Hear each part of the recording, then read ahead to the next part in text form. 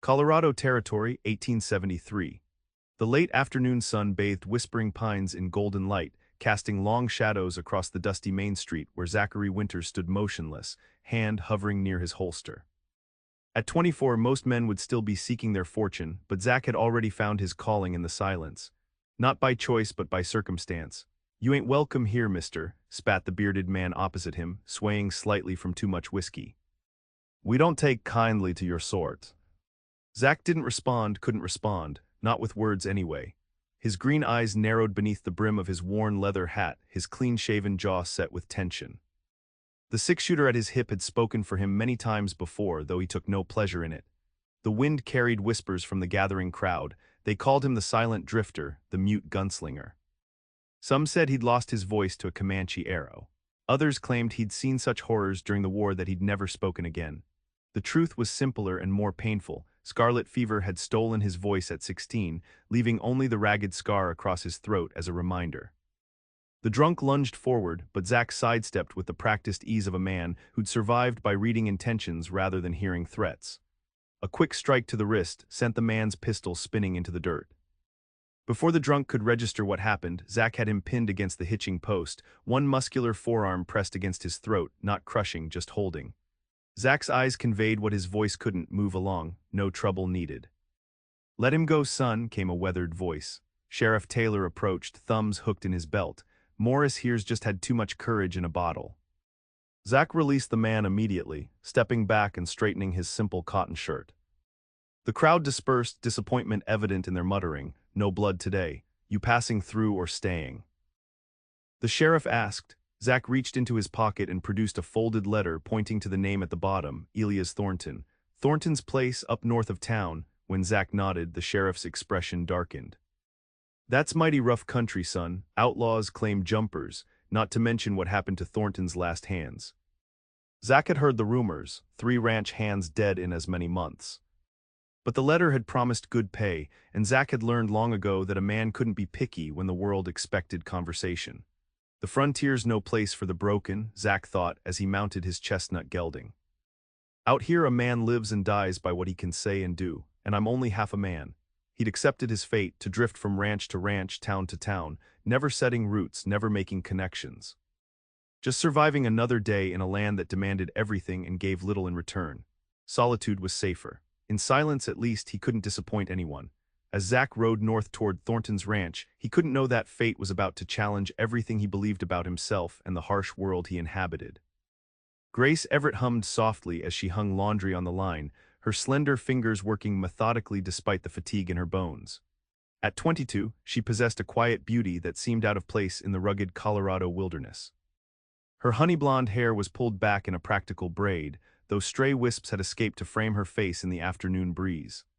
The simple blue calico dress she wore had seen better days, patched carefully at the elbows and hemmed to keep it serviceable. The distant sound of hoofbeats made her pause, shielding her eyes against the sun. A lone rider approached, a stranger on a chestnut horse. Grace quickly finished hanging the sheet and hurried inside the modest ranch house.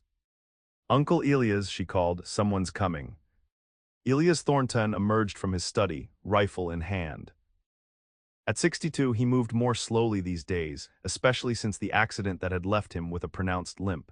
His weathered face creased with concern as he peered through the window. "Could be the new hand I hired. Let's hope this one stays longer than a week." Grace felt her heart sink. After what had happened to the others, she couldn't bear the thought of another man dying on their land. "Perhaps we should sell, Uncle. Move back east and surrender everything your father built." Elias shook his head firmly. "No, Grace, the lazy tea stays in the family. Your pa would have wanted it that way." The rider had reached the gate now. Grace could see he was young, perhaps mid-20s, with broad shoulders and the easy posture of someone comfortable in the saddle. His face was partially hidden beneath a well-worn hat, but she could make out a strong jawline and features that might have been handsome if not set in such a serious expression. "That'll be young Winters," Elias said, relaxing slightly.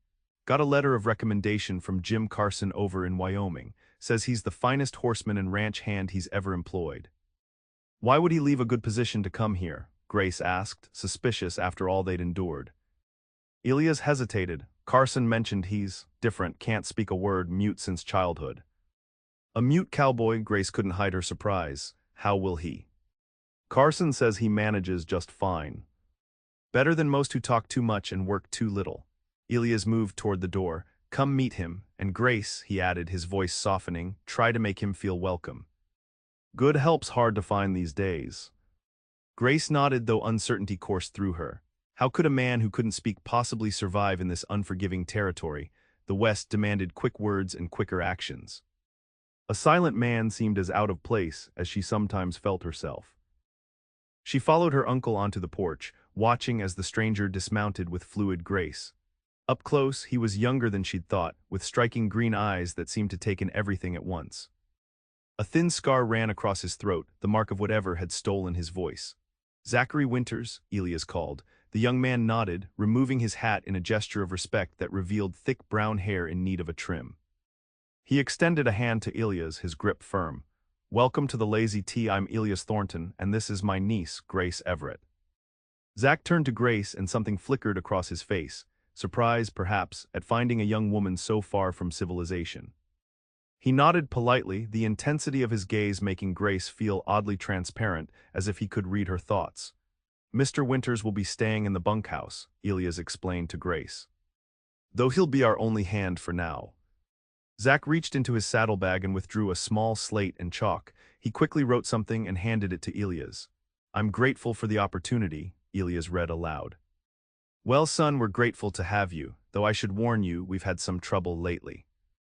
Zach raised an eyebrow, his expression questioning. Lost 3 hands in strange accidents. Some folks in town think the place is cursed. Elias' voice grew hard. I think it's something else entirely. Someone wants this land and they're willing to kill for it. Grace watched Zach's reaction carefully. Most men would have remounted and ridden away at such news. Instead, his jaw set with determination as he wrote again on the slate. I'm not easily frightened, Elias read. Good.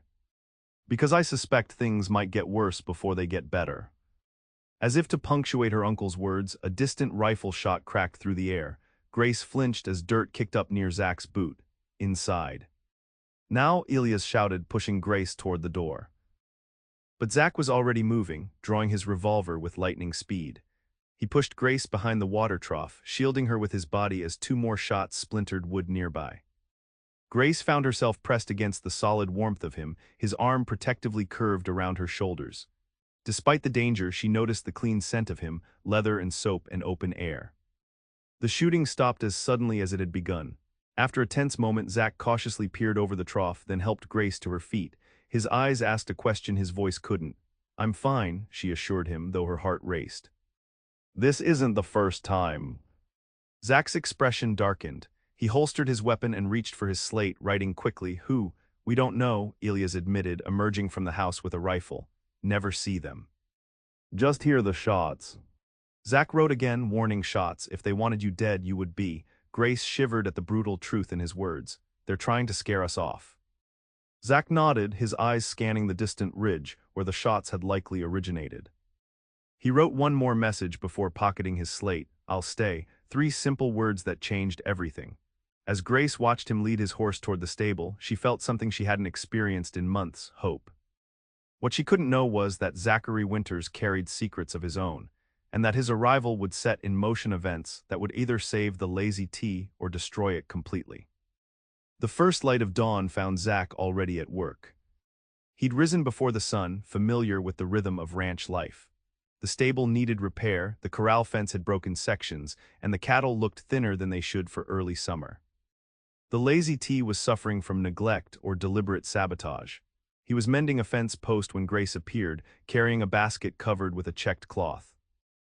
The morning light caught in her honey-blonde hair, giving her an almost ethereal quality that made Zach's hands falter momentarily. Good morning, Mr. Winters, she called. I thought you might want some breakfast. Zach nodded in thanks, driving the last nail before approaching. Up close, he noticed the dusting of freckles across her nose and the warm amber flecks in her hazel eyes. She seemed less guarded than yesterday, though wariness still lingered in the way she held herself. Uncle Elias is riding into town for supplies, she explained, setting the basket on a nearby stump. He said to tell you to focus on the north pasture fence today. Zach pulled out his slate already started. So I see, she smiled tentatively, you're up early. Daylight's valuable. Indeed it is, she hesitated, then added, I wanted to thank you for yesterday. Most men would have ridden away after those shots. Zach considered his response carefully before writing, I've faced worse than unseen shooters. During the war, she asked. He nodded once. Many assumed his silence came from battle, and he rarely corrected them. It was simpler than explaining the truth, that scarlet fever had ravaged his voice while the nation tore itself apart, leaving him voiceless just when men were defined by the oaths they shouted. My father and brother died at Gettysburg, Grace said quietly. Uncle Elias was all the family I had left. He took me in when I was 17. Zach wanted to offer comfort, but struggled with the limitations of his slate. Finally he wrote simply, I'm sorry. It was a long time ago, she straightened, composing herself. The coffee's still hot if you'd like some. As she poured him a cup, their fingers brushed briefly. Something electric passed between them, a recognition, perhaps, of shared loss. Zach found himself studying her hands, were roughened but still feminine, with a small scar across one knuckle. Not the hands of someone who shied away from difficult tasks. Most folks find it unsettling, she said suddenly, the way you listen so intently. Zach raised an eyebrow. When you can't speak, you notice things others miss, she explained. The way people shift their weight when they're lying, the little gestures that reveal what words conceal. Surprised by her perception, Zach wrote, most people underestimate me. I suspect that's their mistake, Mr. Winters. Zach, he wrote, just Zach. Zach, then. She smiled fully this time, transforming her face from merely pretty to genuinely beautiful. And I'm Grace, not Miss Everett. The moment stretched between them, fragile and new. Then the sound of approaching horses shattered it. Grace turned, alarm flashing across her features as 5 riders crested the hill. That's Wade Harrington and his men, she said, her voice tight. The rancher who owns the double bar north of here. He's been trying to buy our water rights for months. Zach stood, subtly positioning himself between Grace and the approaching riders. His right hand hovered near his holster, a movement so natural he barely registered doing it. The lead rider was a bull of a man, perhaps 40, with a thick mustache and cold eyes. His expensive clothes and saddle marked him as wealthy, but the hardness of his expression suggested the money hadn't come easily. Miss Everett, Harrington called, tipping his hat with exaggerated politeness. Fine morning. Your uncle around? He's gone to town, Mr. Harrington, Grace replied coolly. Is there something I can help you with? Just being neighborly. Harrington's gaze shifted to Zach, assessing him with the calculated look of a predator. I see you've hired new help, brave man considering what happened to the others. Zach met the man's stare evenly, refusing to be intimidated. This is Zachary Winters, Grace said. Zach, this is Wade Harrington. Harrington extended a hand. Welcome to Colorado territory, Winters. Hope you last longer than your predecessors. Zach shook the man's hand, noting the excessive pressure Harrington applied, a small man's tactic to assert dominance. He kept his expression neutral, giving nothing away. Still not talking Thornton into selling, Harrington asked Grace, his friendly tone belied by the hard glint in his eyes. The lazy tea isn't for sale, Mr. Harrington. Not now, not ever. Everything has a price, Miss Everett. Harrington's smile didn't reach his eyes, especially when holding on becomes dangerous. He glanced meaningfully at Zach. Your new hand might want to consider his position carefully. Accidents happen out here. The threat hung in the air, unmistakable. Zach stepped forward, drawing Harrington's attention. He pulled out his slate and wrote a single word, leave. Harrington read it and laughed. A mute cowboy? Well, that's a first. He leaned down from his saddle. Word of advice, boy, this range isn't kind to men who can't call for help when trouble comes. Zach's hand moved to his gun, a motion so fluid it seemed almost casual.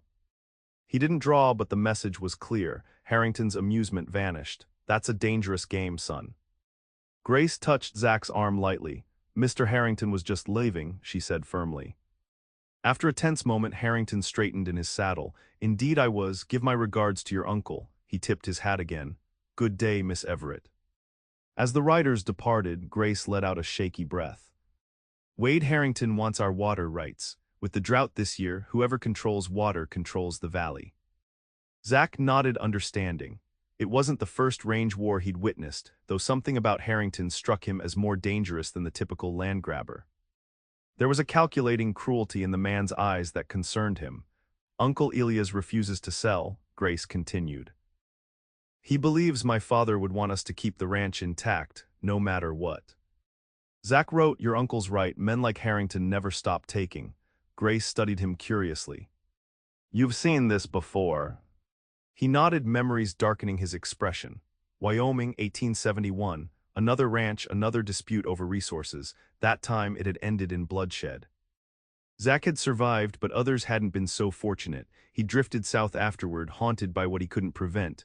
Will you tell me someday, Grace asked softly, about what happened before? The question startled him. Few people ever asked about his past, assuming his silence extended to all aspects of his life. Perhaps he wrote finally, but it's not a pleasant story. Few stories worth telling are, she replied with surprising wisdom. After a moment she added, be careful, Zach. Whatever happened to our other hands wasn't an accident, no matter what people say. As she walked back to the house, basket in hand, Zach watched her go, struck by her resilience. Most women would have fled back east after everything she'd endured. Instead, she remained, fighting for her family's legacy alongside her aging uncle. Zach turned his attention back to the broken fence, but his thoughts remained troubled. He'd come to the Lazy T seeking only work and wages, not entanglement in someone else's fight. Yet something about Grace Everett and her quiet determination stirred something he'd thought long dead, the desire to stand his ground rather than drift away. The frontier's no place for putting down roots, he reminded himself, especially for a man who can't even speak his own mind. But as he hammered nails with more force than necessary, another thought intruded. Perhaps it was too late to remain uninvolved. Perhaps, for once, running wasn't the answer. Over the next 2 weeks, Zach fell into the rhythm of the Lazy T. He rose before dawn, worked until dusk, and gradually began bringing order to the neglected ranch. The cattle were rounded up from scattered grazing grounds, the fences repaired, and the stable roof patched before the summer rains came. With each passing day, he noticed changes in how the Thorntons related to him. Elias, initially formal and somewhat distant, began to rely on Zach's judgment about ranch matters. And Grace, she was the most surprising transformation. Her initial wariness had given way to something like trust. She'd taken to learning the hand signs Zach used for quick communication and developed an almost uncanny ability to read his expressions. Sometimes she anticipated his thoughts before he could write them down, finishing his sentences as if they'd known each other for years instead of days. You're good with horses, she observed one evening as they finished the day's work. Zach was rubbing down his gelding after riding fence lines all day. He shrugged modestly. No, truly, she insisted. I've never seen anyone gentle a horse the way you do. Even that mean-spirited bay lets you handle him now. Zach pulled out his slate. Animals don't care if you can talk. They respond to patience and consistency.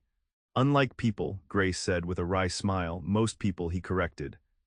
Some understand silence. Their eyes met in the lantern light and something unspoken passed between them. Grace looked away first, a flush coloring her cheeks.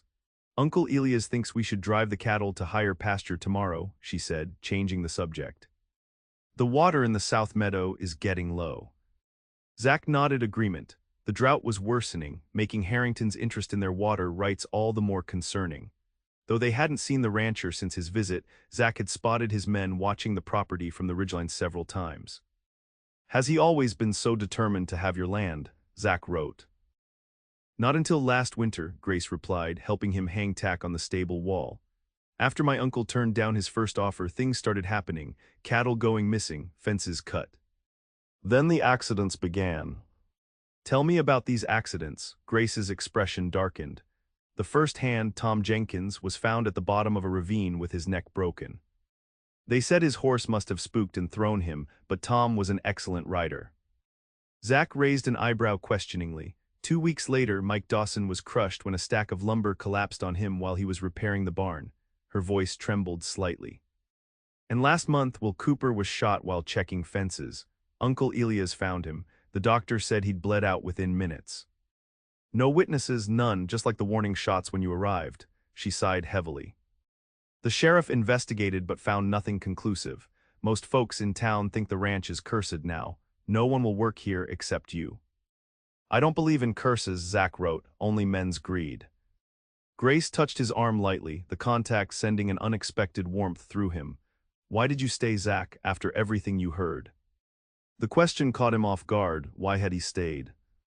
Logic suggested he should have moved on after the shooting incident, yet something held him here, something beyond the decent wages or the satisfying work. The ranch needs help, he wrote finally, and I've never been one to run from trouble. It wasn't the whole truth, but it was all he could admit, even to himself. The real answer was more complicated and far more dangerous to a man who'd spent years avoiding attachment. Well, I'm grateful, she said softly. We both are.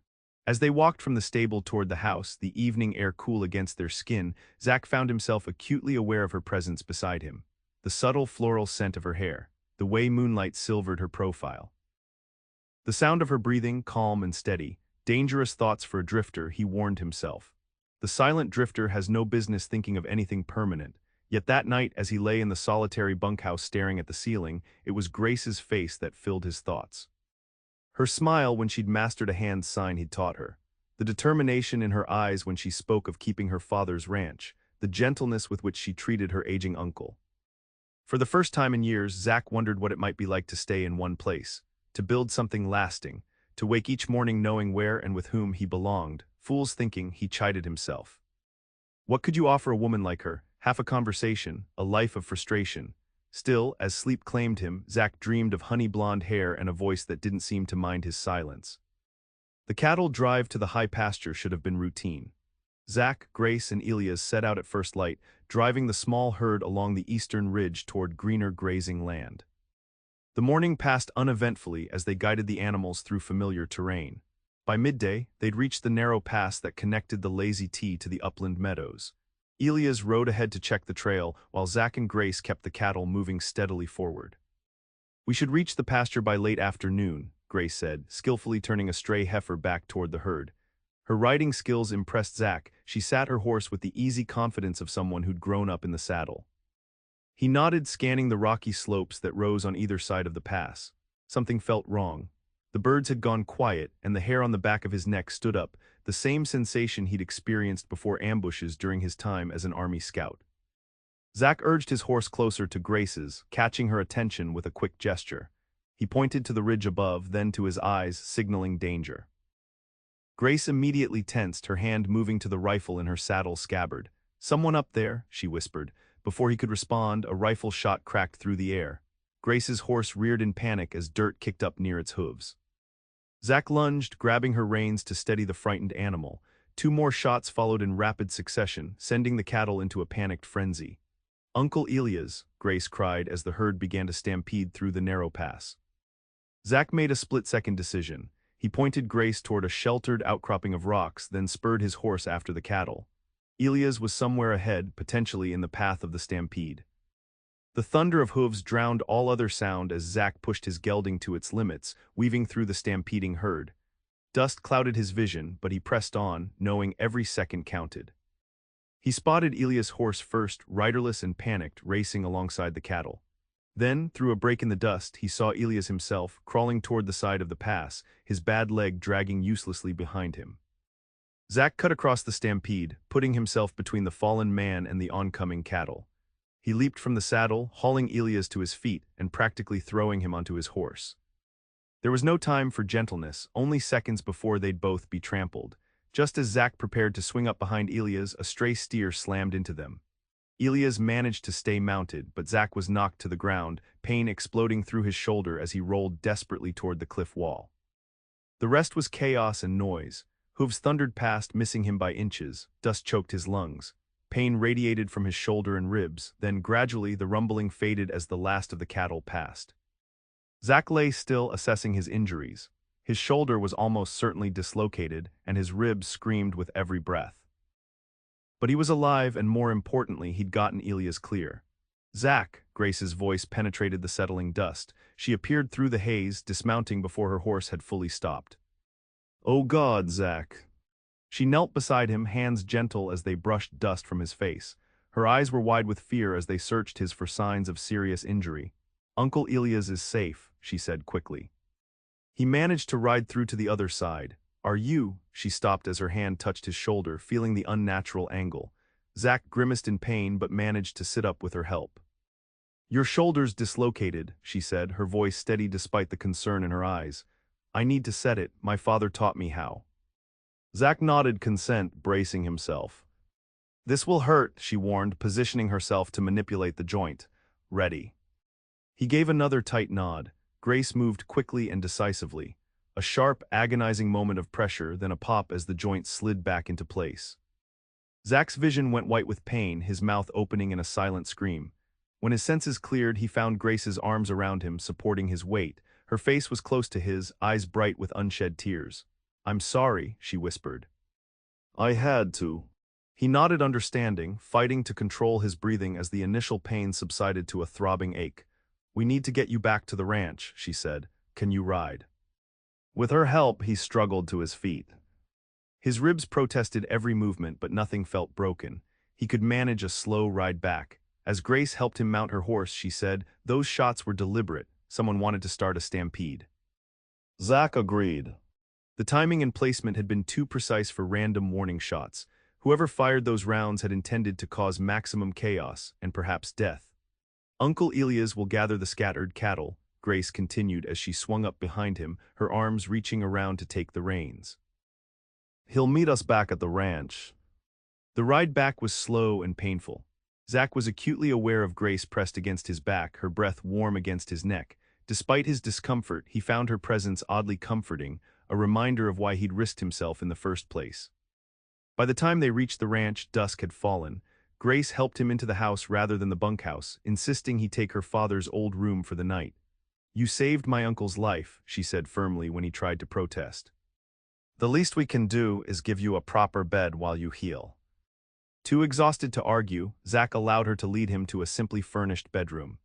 Grace helped him remove his boots and dirt-covered shirt, her touch clinical yet gentle as she examined his injuries. You've got some nasty bruises forming, she observed, fingers lightly probing his ribs.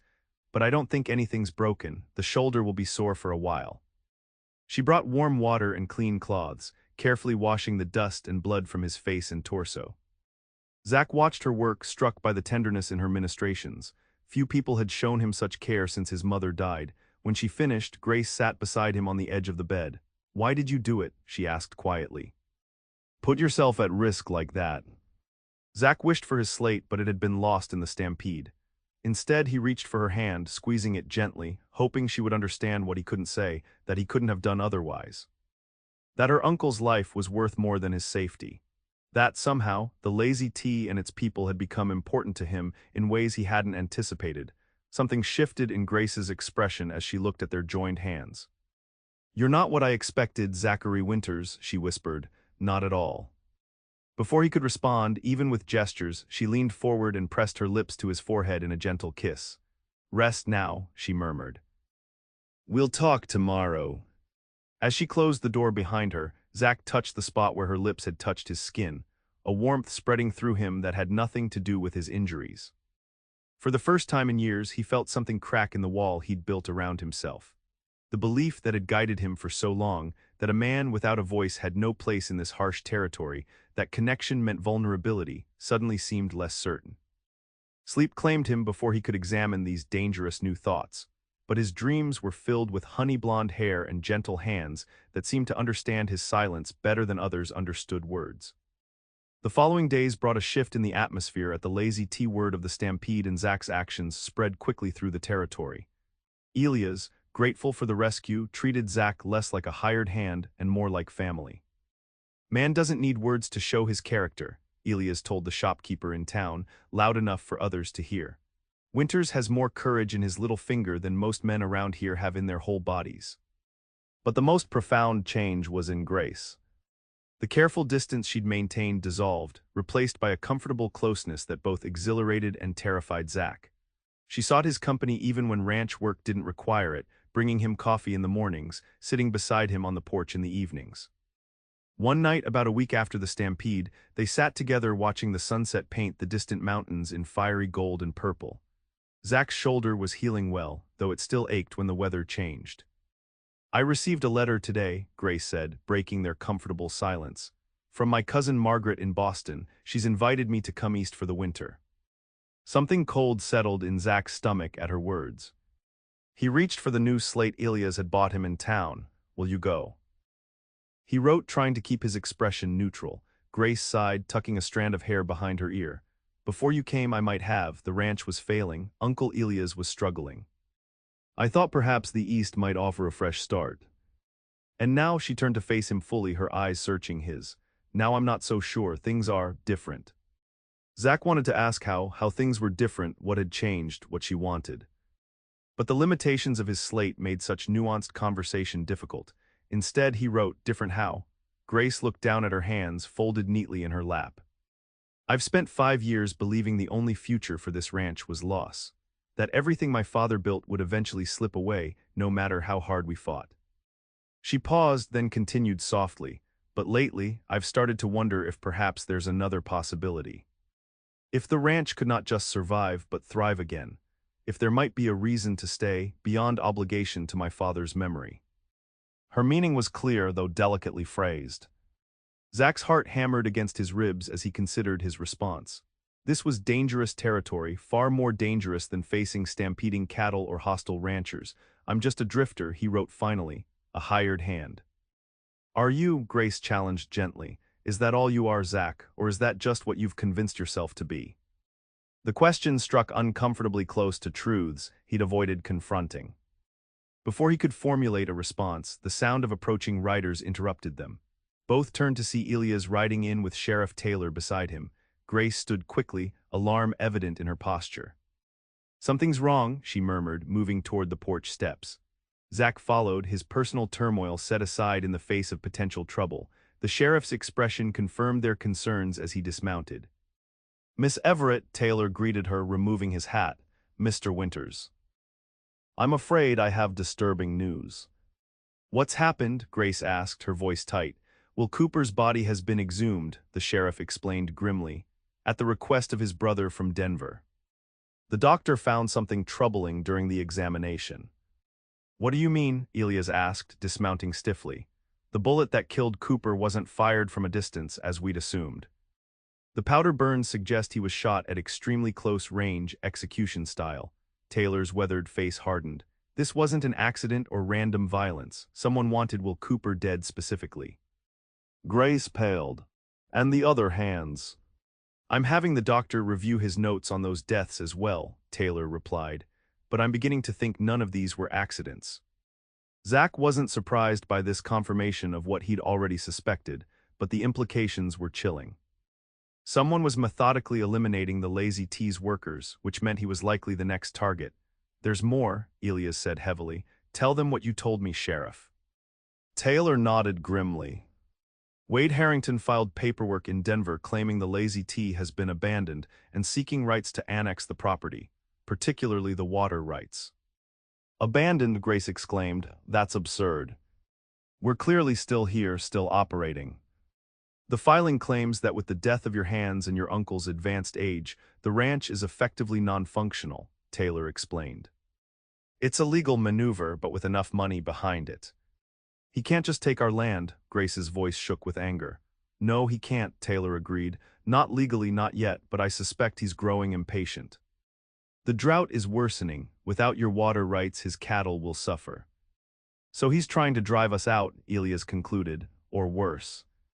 The sheriff nodded solemnly. I'd advise caution, all of you. His gaze lingered on Zach. Especially you, Winters. If the pattern holds, you're in the most immediate danger. Zach nodded understanding, but his mind was already working through the implications. If Harrington wanted him gone, the simplest solution would be to leave. The Thorntons would be temporarily safe while Harrington recalibrated his plans. Yet the thought of leaving, of abandoning Grace and Elias to face this threat alone, twisted something in his gut. For the first time in years, running felt like the coward's choice rather than the pragmatic one. What can we do? Grace asked the sheriff. Watch your backs. I'll increase patrols past the property, but my jurisdiction is limited. And frankly, my deputies are stretched thin. Taylor replaced his hat. If you have evidence of Harrington's involvement, bring it to me. Otherwise, all I can offer is vigilance. After the sheriff departed, a heavy silence descended on the porch. Elias finally broke it, his voice weary but resolute. I should never have brought you into this mess, he told Zach. No job is worth your life. If you want to leave, I understand. Zach shook his head firmly, writing on his slate. I'm staying, this isn't your fight, Elias protested. It is now, Zach wrote. Grace watched this exchange, her eyes bright with emotion. We should fortify the house, she said practically. Check all the rifles. Maybe hire more hands from further away, men who don't know the situation here. No one will come, Elias sighed. The Lazy T's reputation is too damaged. Even if we could find men willing to work, we can't afford them.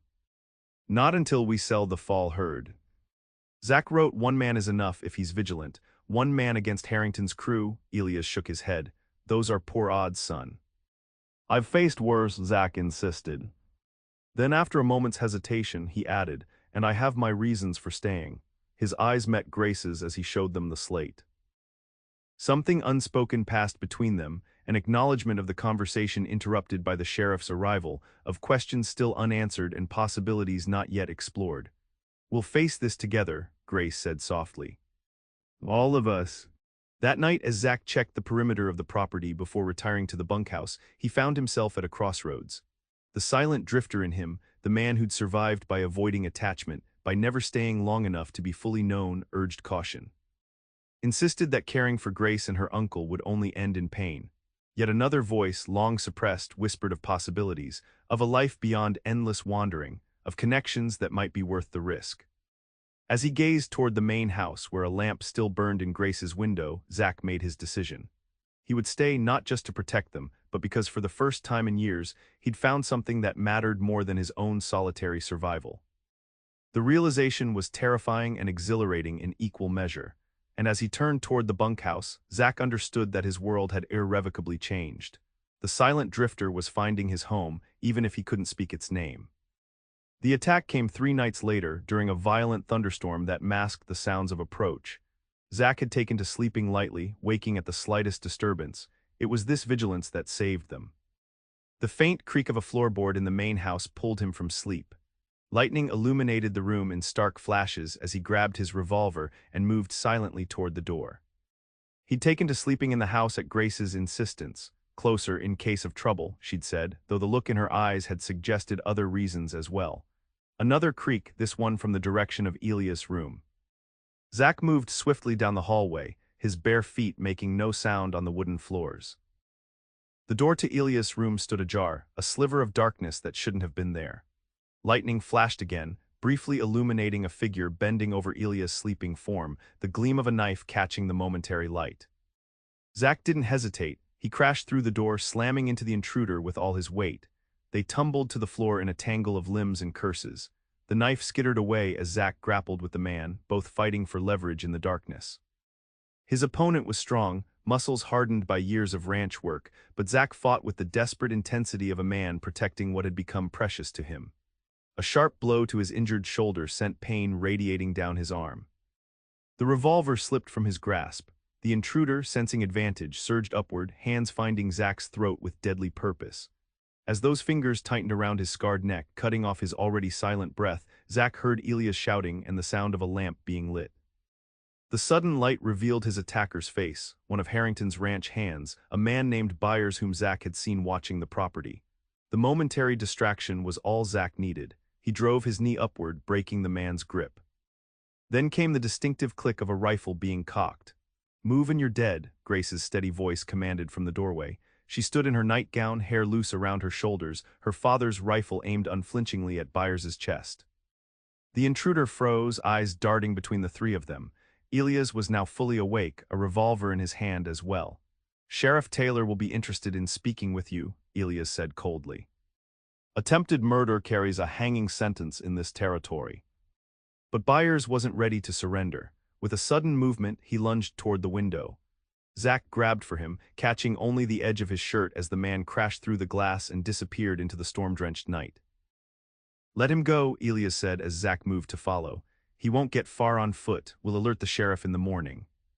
Grace lowered the rifle, rushing to Zach's side. "You're bleeding," she said, touching his face where flying glass had cut his cheek. He shook his head dismissively, more concerned with checking the rest of the house for additional intruders. A quick search revealed they'd been alone. Byers had apparently come without backup, confident in his ability to murder an old man in his sleep. When they regathered in the kitchen, Grace insisted on tending to Zach's cuts despite his attempts to indicate they were minor. As she cleaned the blood from his face, her hands trembled slightly. "If you hadn't been here," she whispered, the implications hanging unfinished in the air. Elias, watching them from across the room, cleared his throat awkwardly. "I owe you my life, son," he said gruffly. "Seems to be becoming a habit." Zach shook his head, reaching for his slate, which he now kept constantly at hand. "You would have done the same." "Perhaps," Elias conceded. "But that doesn't diminish my gratitude." He hesitated, then added, "or my concern. Harrington's growing desperate. This won't be his last attempt." "Next time we'll be ready," Zach wrote. "Next time might be worse," Grace said quietly, finishing with his cuts. "He could bring his entire crew." Elias sighed heavily, lowering himself into a chair. "Maybe we should consider selling after all." "No piece of land is worth dying for." "Father would never have given up," Grace protested. "This land was his dream, his legacy." "Your father would want you safe above all else," Elias countered. "He's gone, Grace. And dreams don't keep people alive." Zach watched their familiar argument unfold, understanding both perspectives. The land was valuable, especially with water rights during a drought, but Harrington's determination made their position increasingly dangerous. "There may be another way," he wrote, finally drawing their attention. "What do you mean?" Grace asked. "Harrington wants you to appear vulnerable, abandoned." He paused, considering his next words carefully. "What if we gave him what he wants, apparently?" Elias frowned. "Speak plainly, son, or write plainly, rather." "If Harrington believes you've left, gone east perhaps, he'll make his move openly, legally or illegally. Either way, the sheriff can catch him in the act." "A trap," Elias said slowly, understanding dawning. "We make him think he's one, then catch him overplaying his hand." Zach nodded. "It's risky," Grace objected. "If we leave, who's to say the ranch will still be standing when we return?" "You wouldn't actually leave," Zach clarified. "Just appear to, spread word in town that you're considering your cousin's invitation. Pack wagons visibly. Then circle back and hide out in the line shack near the north pasture. While you stay here alone as bait," Grace said flatly. "Absolutely not." "I'll be careful." "No," she insisted, her voice rising. "I won't let you sacrifice yourself for our land." The intensity of her reaction startled both men. Grace rarely raised her voice, maintaining the composed demeanor her father had instilled in her. Now her eyes flashed with a fierce protectiveness that caught Zach off guard. "Grace," Elias began. "No, uncle," she cut him off. "We've already lost too much. I won't lose." She stopped abruptly, visibly collecting herself. "I won't let anyone else die for the lazy tea. There must be another way." Zach reached for her hand, his touch gentle but insistent. When she looked at him, he held her gaze steadily, trying to communicate what his slate couldn't express fully. That he wasn't proposing this plan out of duty or obligation, but because he'd found something on the lazy tea worth fighting for, worth risking everything for. Something in his eyes must have conveyed his meaning, because Grace's resistance softened slightly. "There has to be a safer way," she said, though her tone was less certain. "Trust me," Zach wrote simply. The words hung between them, weighted with implications beyond their immediate crisis. Trust wasn't something Zach had asked of anyone in years, not since losing his voice had taught him how quickly people's patience wore thin, how easily they dismissed what they couldn't understand. Elias looked between them, sensing the undercurrents of their exchange. "Perhaps we should all get some rest," he suggested tactfully. "Make decisions in the morning with clear heads." Grace nodded reluctantly, her eyes still on Zach's. "Promise me you won't do anything reckless," she said softly. He wrote, "I promise to be careful. That's the best I can offer." It wasn't the assurance she wanted, but Grace accepted it with a nod. As she turned to leave, she surprised both men by leaning down and pressing a quick, fierce kiss to Zach's lips. "Remember what you have to live for," she whispered against his mouth before straightening and walking away, leaving Zach staring after her, his heart hammering against his ribs. Elias coughed awkwardly. "Well," he said, a hint of amusement in his voice, "I suppose that settles a few things I've been wondering about." Zach looked at the older man, half expecting disapproval. Instead, he found a knowing smile. "My brother would have liked you, son," Elias said, rising from his chair. "He valued actions over words, always said you could tell a man's character by what he did when no one was watching." He patted Zach's shoulder as he passed. "Get some rest, we have plans to make in the morning." Left alone in the kitchen, Zach touched his lips, still feeling the warmth of Grace's impulsive kiss. His world had shifted irrevocably in that moment, from a man who believed himself destined for solitary drifting to one who suddenly had terrifying, wonderful reasons to stay. "Remember what you have to live for," she'd said. For the first time in 8 years, Zach felt the full weight of that responsibility and embraced it completely. Word spread quickly through Whispering Pines that the Thorntons were considering selling the ranch and moving east. Elias made a show of discussing terms with a bank representative, while Grace openly purchased travel supplies and packed trunks that sat visibly on their front porch. "Boston will be quite a change after all these years," she told the general store owner loudly enough for others to overhear, "but perhaps it's time for a fresh start." Meanwhile, Zach maintained his usual routine, tending livestock and repairing fences as if nothing had changed. Sheriff Taylor was brought into their confidence, agreeing to watch for any suspicious moves from Harrington once news of the Thorntons' departure spread. "It's a sound plan," the sheriff admitted. "Though I'd feel better if Winters had backup." "He's refused all suggestions of bringing in help," Elias replied. "Says more people means more risk of the plan being exposed." "Stubborn man," Taylor observed with grudging respect. "Must care a great deal for your family." Elias glanced toward the corral where Zach was working. "I believe the feeling is mutual, especially where my niece is concerned." The day before the Thorntons' staged departure, Grace found Zach in the stable, preparing extra ammunition for the days ahead. She closed the door behind her, ensuring their privacy before speaking. "I don't like leaving you alone," she said without preamble. "It feels wrong." Zach set aside his work, giving her his full attention. In the past weeks, they'd developed a way of communicating that relied less on his slate and more on the understanding that had grown between them. "It's necessary," he signed, using the simple hand gestures they'd established. "Necessary but dangerous," she countered, moving closer. "Harrington won't hesitate to kill you if he believes you're the only obstacle remaining." Zach nodded acknowledgement of this truth. He'd harbored no illusions about the risk. Harrington was a man accustomed to taking what he wanted, regardless of the cost to others. "Worth the risk," he signed. Grace studied him, her expression troubled. "Why, Zach? Why is our ranch, our fight, worth risking your life?" The question demanded honesty beyond what simple hand gestures could convey. Zach reached for his slate, taking his time to compose his thoughts carefully. "For most of my life I've been passing through," he wrote, "never staying anywhere long enough to matter, never letting anyone close enough to see past the silence." He paused, then continued. "Here for the first time I found people who see me, not just my limitations, found purpose beyond survival, found," he hesitated then finished simply, "found home." Grace read his words, her eyes brightening with unshed tears. "Is that all you found?" she asked softly. Zach met her gaze steadily, then shook his head. With deliberate movements he wrote one more word, "You." Something in Grace's expression broke open at that simple admission. She stepped forward, closing the distance between them, and reached up to touch his face. "I never expected you," she whispered. "Never imagined someone like you could appear when all seemed lost." Zach covered her hand with his own, turning to press a kiss against her palm. Then he wrote, "I'll be careful, I promise, too much to lose now." "Yes," she agreed, her voice thick with emotion. "Far too much." She took a deep breath, visibly gathering her courage.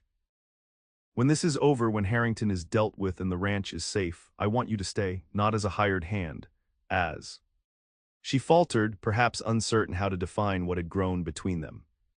Zach saved her the struggle, writing a single question, "As your husband." The directness startled a small laugh from her. "You don't waste words, do you, Zachary Winters?" He smiled and shrugged. "Can't afford to." "Then yes," she said, her voice steady despite the blush coloring her cheeks. "As my husband, if that's what you want." Zach set the slate aside, no longer needing words. He drew her into his arms, his kiss providing an answer more eloquent than anything he could have written. Grace responded with equal fervor, her hands clutching his shoulders as if to assure herself of his solidity, his presence. When they finally parted, both breathless, he reached again for his slate. "I'll have a powerful reason to survive." "See that you do," she replied, trying for sternness despite her smile. "I've waited 22 years to find you. I won't accept losing you now." They spent the rest of the afternoon finalizing plans. The Thorntons would leave the following morning with great fanfare, supposedly headed for Denver to catch the eastbound train. Instead, they would circle back after dark, taking shelter in the isolated line shack while Zach remained at the main house, appearing to manage the property alone until a buyer could be found. Harrington will make his move within days, Elias predicted as they reviewed the strategy. He's not a patient man, especially with the drought worsening. And the sheriff will be watching, Grace added, ready to intervene once Harrington shows his hand. If everything goes according to plan, Zach wrote, well aware that such situations rarely did. That night, their last together before implementing their scheme, an unusual quiet descended on the ranch house. The future hung in the balance, with dangers and possibilities equally poised. As Grace said goodnight outside her bedroom door, she pressed something into Zach's hand.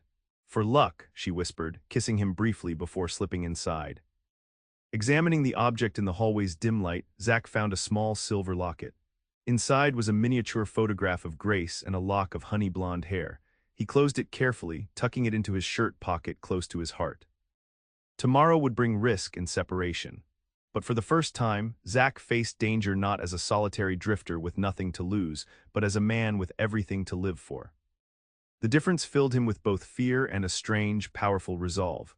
Whatever came, he would protect what he had found at the Lazy T, not just land and livestock, but the far more precious gift of belonging. The Thorntons' departure went exactly as planned. Townsfolk gathered to watch as Grace and Elias loaded the last of their trunks onto the wagon and bid farewell to Whispering Pines. Zach stood stoically in the yard, playing the part of the loyal hand who would maintain the property until its sale. "Take care of things, Winters," Elias said loudly, shaking Zach's hand for the benefit of onlookers. Grace's goodbye was more restrained, though her eyes conveyed messages her public words could not. "Thank you for your service," she said formally, though her hand lingered in his a moment longer than necessary. Zach nodded solemnly, touching the brim of his hat as the wagon pulled away. He felt eyes watching from all directions, curious townsfolk and almost certainly Harrington's spies. The performance needed to be flawless. He spent the remainder of the day carrying out normal ranch duties, giving no indication that anything had changed. As dusk fell, he lit lamps in the main house, making sure the property appeared occupied and functioning. Then, under cover of darkness, he made his way to the abandoned bunkhouse where he would actually sleep, a precaution against night attacks like Byers' attempt on Elias. 3 tense days passed this way. Zach maintained the charade, working by day, keeping vigilant watch by night. On the 4th morning, he spotted riders approaching from the direction of Harrington's ranch, 5 men, including Harrington himself and the would-be assassin, Byers. Zach was ready. He positioned himself casually by the corral, as if simply going about his chores. His revolver was concealed but accessible, and he wore the heavy leather vest that might turn a distant shot. "Winters," Harrington called as they approached. "Fine morning." Zach nodded acknowledgement but continued working, forcing Harrington to dismount and approach him directly. "Heard the Thorntons finally gave up on this worthless patch of dirt," the rancher said, affecting casual interest. "Smart move, heading east. Colorado Territory's no place for an old man and an unmarried woman." Zach kept his expression neutral, offering neither confirmation nor denial of Harrington's statement. Irritation flickered across Harrington's face at Zach's silence. "Not much for conversation, are you? No matter," his tone hardened. "I've come to make you an offer. Thornton authorized you to manage affairs until a buyer's found, didn't he?" Zach nodded slowly, curious to see how Harrington would play this. "I'm prepared to buy the Lazy T cash money right now." Harrington reached into his coat and withdrew a thick envelope, $5,000, more than fair for a failing ranch. The amount was insultingly low, less than half the property's value, even without the precious water rights. Zach made a show of considering, then shook his head. Harrington's face darkened. "Don't be a fool, Winters. The Thorntons are gone. They're not coming back. This offer is for your benefit as much as theirs." His voice lowered menacingly. "You're all alone out here. Accidents happen to solitary men." Zach met the threat with steady eyes, letting his hand drift slightly closer to his concealed weapon. The movement wasn't lost on Harrington, whose expression shifted from intimidation to calculation.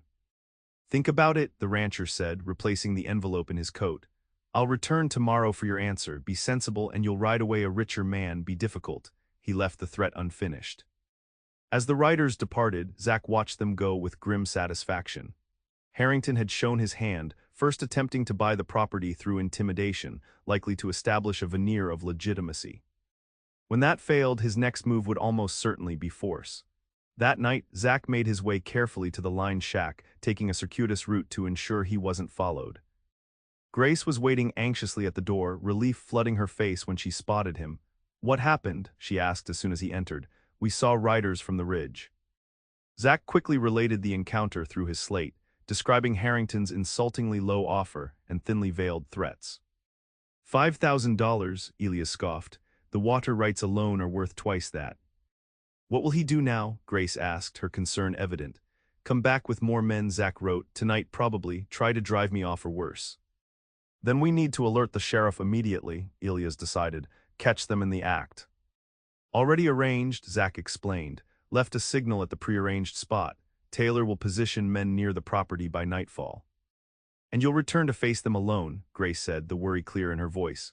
Zach nodded. There was no alternative. Someone had to spring the trap they'd set.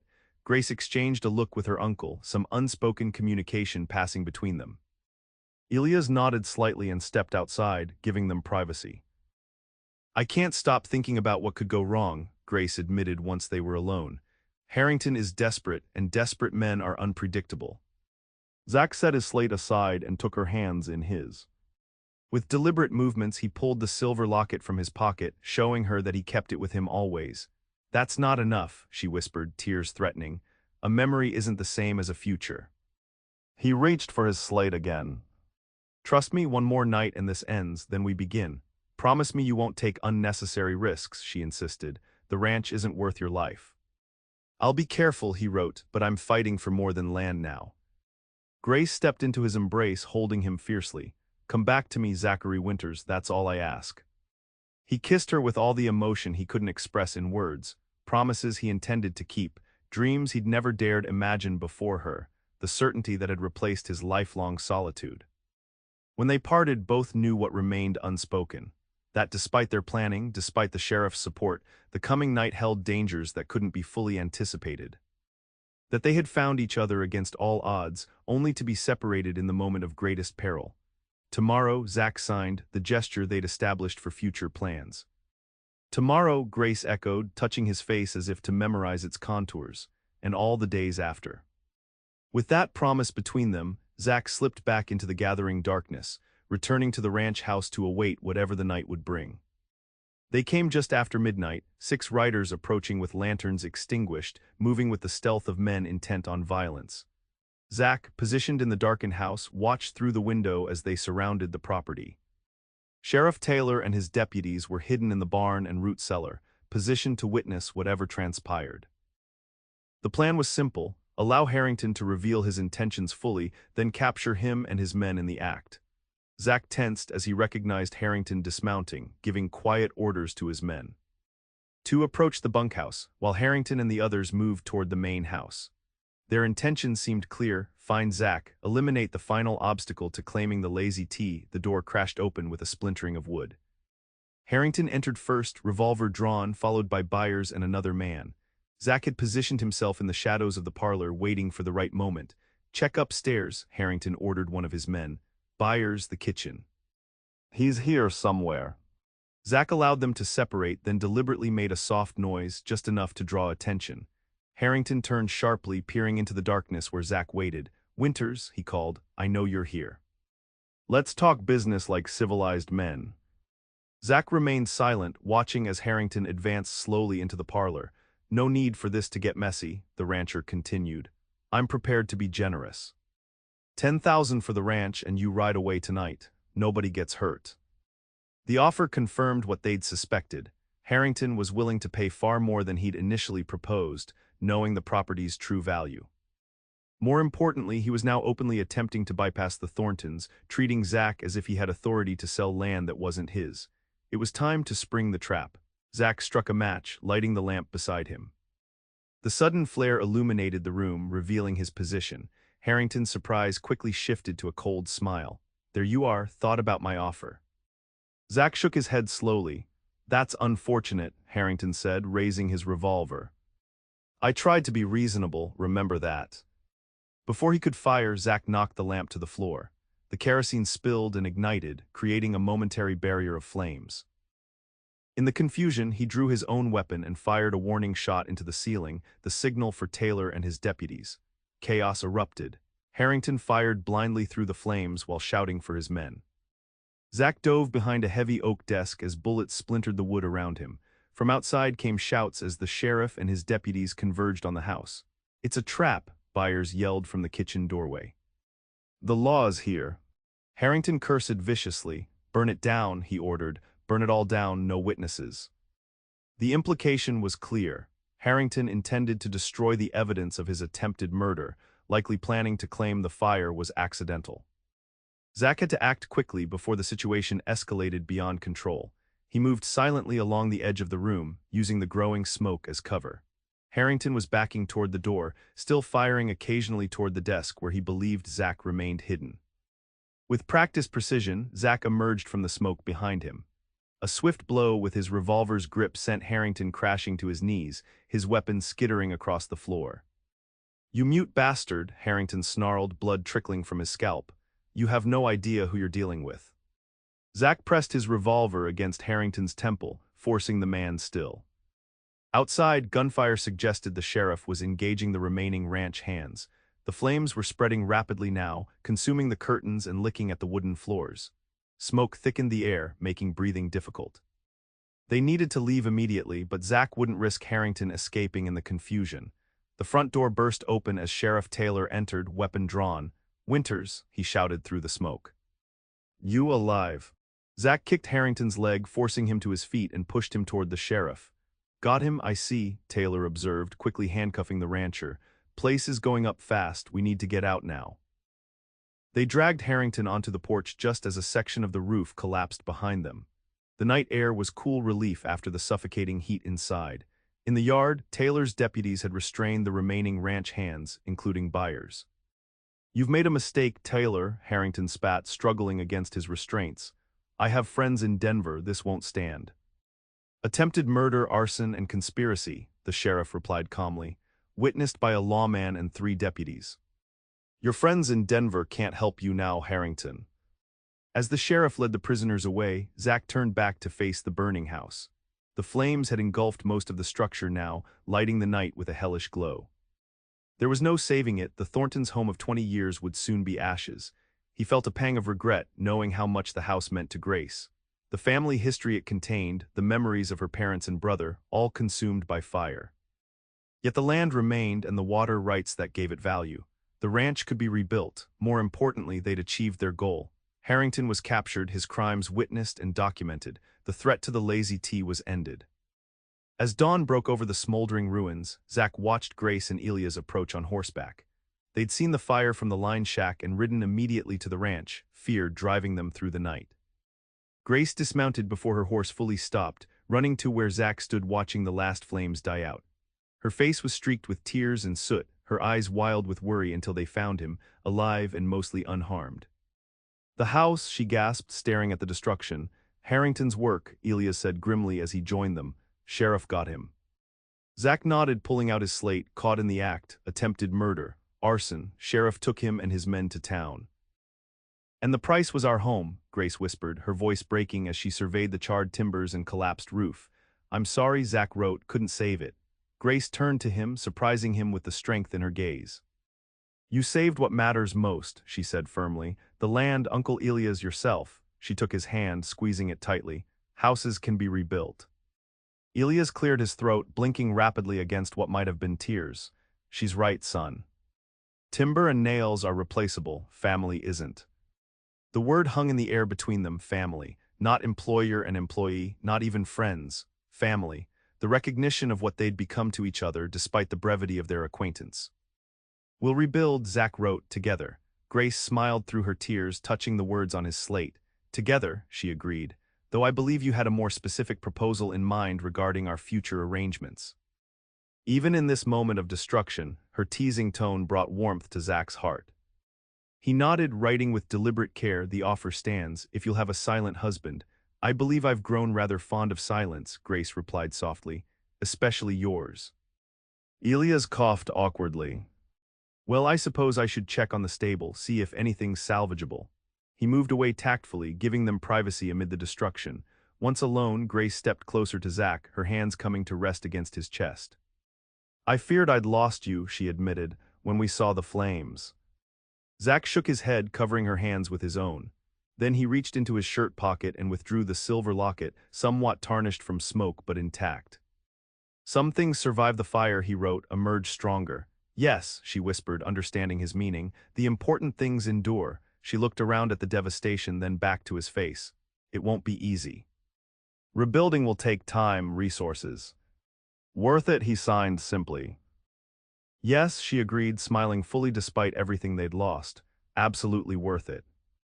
As the sun rose higher, casting golden light across the ruins and the untouched land beyond, they stood together amid the ashes of the past, their faces turned toward the future they would build. A future neither had believed possible when a silent drifter rode into a troubled ranch on a dusty afternoon that now seemed a lifetime ago. Whispering Pines, Colorado Territory, spring, 1874. The new house stood proud against the backdrop of distant mountains, its timber frame and sturdy walls a testament to community and perseverance. Wagons lined the freshly cleared yard, and laughter rang out as townsfolk gathered to celebrate both the completion of the Lazy T's rebuilding and the union of its owners.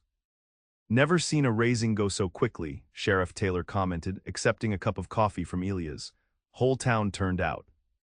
"Amazing how perspectives change," Elias replied wryly. "Once Harrington was sentenced, folks couldn't do enough to help the poor victimized Thorntons." "Justice has a way of clarifying loyalties," the sheriff agreed, "though I suspect your new nephew-in-law's reputation didn't hurt. Man who faced down Wade Harrington earns respect in these parts." Inside the newly constructed house, Grace stood before a small mirror, adjusting the simple wreath of wildflowers in her hair. Her wedding dress was modest, ivory cotton with delicate embroidery rather than elaborate silk, but its simplicity suited the occasion perfectly. "You look beautiful," said Margaret Everett, the Boston cousin whose invitation had once represented escape but now was merely a welcome wedding guest. "Radiant, truly." Grace smiled, touching the silver locket that hung at her throat, the same one she'd given Zach for luck, now returned as her something old for the ceremony. "I never expected this," she admitted. "When Father died, when the troubles began, I thought the ranch was a burden I'd eventually abandon." "And now," Margaret prompted. "Now it's home," Grace said simply, "more than ever." Outside, final preparations for the ceremony were underway. Zach stood slightly apart from the crowd, uncomfortable as always with the attention yet unable to avoid it today. He'd finally allowed Grace to trim his hair, and his usual work clothes had been replaced by a new suit, his first since before the war. "Nervous?" Elias asked, joining him. Zach shrugged, then nodded honestly. "That's natural," the older man assured him. "I was terrified when I married my Sarah, couldn't remember my vows, stepped on her dress twice." He chuckled at the memory. "But the moment passes, son. What remains is what matters." Zach nodded gratefully, his hand moving unconsciously to check his pocket for the 100th time, ensuring the simple gold band was still there, along with the folded paper containing the words he'd carefully written to supplement the traditional vows he couldn't speak. When Grace finally emerged from the house on her uncle's arm, the gathered crowd fell silent. She wore no veil, her honey-blonde hair adorned only with spring wildflowers. Her dress caught the afternoon light, glowing warm against her skin, but it was her smile, radiant and certain, that stole Zach's breath. Their eyes met across the yard, and for a moment everyone else seemed to fade away. This woman had seen him, truly seen him, when others perceived only silence and limitation, had valued his strength without dismissing his vulnerability, had chosen him knowing all that came with that choice. The ceremony itself was simple. The local pastor spoke of commitment and perseverance, drawing knowing parallels between the rebuilt ranch and the life the couple was constructing together. When the time came for vows, Grace spoke clearly and confidently, her voice carrying across the hushed gathering. "I take you, Zachary, to be my husband," she said, her eyes never leaving his. "To share all that comes, the prosperity and the hardship, the joy and the struggle, to build alongside you, to grow with you, to find home in you when all other shelter fails." When Zach's turn came, the pastor nodded encouragingly. "Zachary has prepared his vows in writing," he explained to the gathering, "which I will read on his behalf." But Zach shook his head, surprising everyone, including Grace. He reached into his pocket, but instead of retrieving the written vows, he began to sign. Slowly, deliberately, with movements they'd practiced together over the winter evenings. "I promise to be your strength when you falter," he signed. "Your shelter in every storm, your companion through all seasons, your defender against all threats, your partner in building what endures." Tears glistened in Grace's eyes as she watched his hands form the words they'd crafted together, her teaching him the signs, him practicing until his fingers moved with confidence. It was a language that belonged only to them, created in the quiet intimacy of rebuilding both ranch and lives. He promises to love you completely and eternally, the pastor translated for the benefit of the onlookers. To stand beside you through whatever challenges arise, and to find his home in you as you find yours in him. As Zach slipped the simple gold band onto Grace's finger, his hand steady despite the emotion evident in his eyes, a profound silence fell over the gathering, not the uncomfortable silence of awkwardness, but the respectful quiet of witnessing something rare and precious. By the authority vested in me, the pastor concluded, I now pronounce you husband and wife. Their kiss was both tender and fierce, a promise and a celebration. When they turned to face their friends and neighbors as a married couple, the cheer that arose seemed to echo across the valley. The celebration continued well into the evening. Tables laden with food stretched across the yard, and someone produced a fiddle, leading to impromptu dancing under the stars. Through it all, Zach remained by Grace's side, his usual discomfort with crowds eased by her presence and the genuine goodwill that surrounded them. As twilight deepened to true night, they finally found a moment alone, slipping away to the newly built porch that wrapped around their home. Happy Mrs. Winters, Zach signed, the name still new and wonderful on his fingers. Completely Mr. Winters, Grace replied, leaning into his embrace. Though I must admit, you surprised me with your vows. We practiced for weeks, but I still feared you might find it too difficult before an audience. Some things are worth the effort, he signed. You deserved real vows, not words on paper. Your words are always real to me, she said softly, however they come. They stood in comfortable silence, watching lantern light spill from the windows and listening to the distant sounds of celebration. The ranch stretched before them, reborn from adversity, much like the love that had grown between a silent drifter and a determined young woman who'd refused to abandon her legacy. Do you remember what you wrote that night after Harrington came to make his offer? Grace asked. About finding home. Zach nodded, remembering the simple words that had marked a turning point in his understanding of himself and his place in the world. I've been thinking about that, she continued, about how home isn't just a place, it's finding where you truly belong. She turned in his arms to face him. You thought your silence made you incomplete. But I think perhaps it made you listen in ways others never learned to do. He considered this, then signed carefully. Perhaps we hear different things, see different truths. And together we understand more than either could alone, she finished, understanding him as always. As the stars emerged fully in the vast Colorado sky, Zachary Winters held his wife close, marveling at how completely his life had transformed. The silent drifter who'd believed himself destined for solitary wandering had found an unexpected truth. That sometimes the greatest journeys lead not outward to new horizons, but inward to the heart's true home. In the morning, they would continue rebuilding, would face whatever challenges the frontier presented with the same determination that had seen them through fire and violence. But they would face it together, speaking and silent, each complementing the other's strengths, each healing the other's wounds. And that, Zach reflected as Grace's head came to rest against his shoulder, was the most profound discovery of all. That love requires no voice to speak its truths, only a heart brave enough to hear them.